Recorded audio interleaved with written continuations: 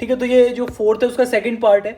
इसमें ये कि क्वेश्चन 37 से ऊपर के हमने देखा था, ये जो इसका थर्ड टाइप है उसको हम कैसे कंप्यूट और क्या करते हैं। यार ये सिंपली ये है कि यहाँ पर हम ये ऑप्शन एक एजम्पशन ले लेते हैं कि हम कन्वर्जन को इस टाइम पे भूल रहे हैं, कन्वर्जन को हम कंसिडर नहीं कर रहे, तो हम प्रेजेंट वैल्यू निकाल लेते हैं जो हमारा मैक्सिमम आउटफ्लो हो सकता है। लाइक इंटरेस्ट से हमारा मैक्सिमम आउटफ्लो कितना हो सकता है और प्रिंसिपल से कितना हो सकता है, वो अमाउंट कंप्यूट हो गई।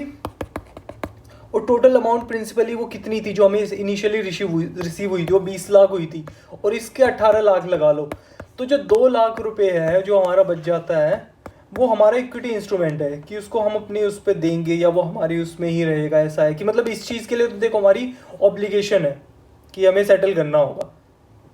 ठीक है, तो इस तरह से है कुछ इसका। ऑल्दो लॉजिक अभी मुझे जानना है कि ऐसा करते क्यों है, बट इस बेस पे क्वेश्चन हो जाते हैं ये। और मैंडेटरी कन्वर्जन वाला एक इंपॉर्टेंट सीन आ जाता है जहाँ पर कि वो क्वेश्चन नंबर 41 और 42 सेम है। 41 एक बार बताता हूँ वो कैसे है। जैसे इसके अंदर separate debt and equivalent at the time of issue and show accounting entry, इसमें लिख रखा है कि at a premium 10% convertible into equity shares to the extent of 50%, so it is a mandatory conversion.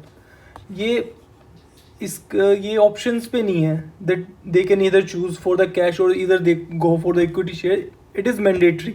Although the language is not like this but still it is making the sense the same way. At a premium of 10% convertible into equity shares to the extent of 50%, so we will deal it accordingly. उसके बाद में question 41 42 same है और equity वो इसका निकल गया 50 लाख। हम 25 जो इंटरेस्ट निकालना है वो तो पूरे पे जाएगा ना,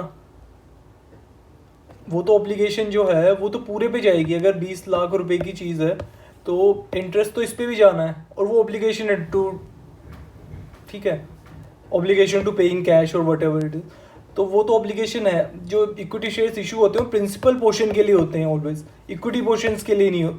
लाइबिलिटी या मतलब प्रिंसिपल पोर्शन के लिए होती है, इंटरेस्ट पोर्शन के लिए equity shares can never be issued.